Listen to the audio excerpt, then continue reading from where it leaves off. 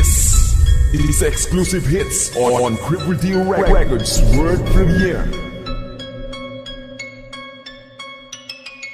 Cripple D Records CDB Exclusive.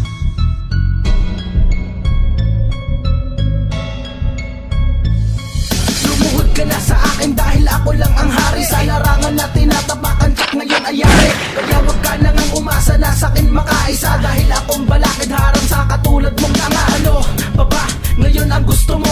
Ako na nga ang hari tapos aagawin mo.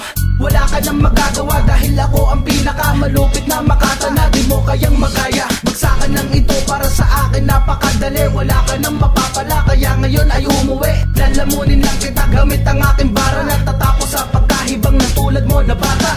Bihasan na ako habang ikaw ay wala pangang nararating para ka lamang buang.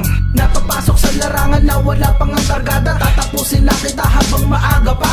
Makapit ang mga koplang aking ilalahad. Ngunit huwag kang magpadulas, baka ikaw ay malaglag. Sa kumuloy na aking dala, mahilig siyang mga ibigyan mo ko ng espasyo, baka bigla kitang lamunin. Sobrang taas ng iyong lipad, baka ika'y biglang hanginin. Bumaba sa paglipad, lupa na ay bagtasin. Matuto ka mapakumbaba, yumuko ng nakatingala. Tuldukan ng kayabangan, lumagay ka na sa tama. Ang mangka pa sa talastasan, wala ka pa sa aking hiraya. Presyo mo di ka mahalan, yun panay na lang ang mura. Ayos lang maging banayag upang maintindihan. Ngunit ika'y utak biya, kaya di mo maunawaan. Ang laman ng talastasan ay lamang pangkalawakan. Ang laan ng kayamanan ay lagdang kaalaman. Ngunit kuko pa lang kita, kaya kayo pa lang sa'yo. Itigil mo ang kayabangan, walang maaabot ito. Panimula pa lang ito para sa mga di marunong na gusto sa akin sumagbay sa tulad kong may dunong. Pinapatumba at pinakawawa ko lang kayo. Nilalaro at pinapaikot sa palad ko. Ito ang babala at simpleng paunawa sa mga bobo na makata na gustong makaisa.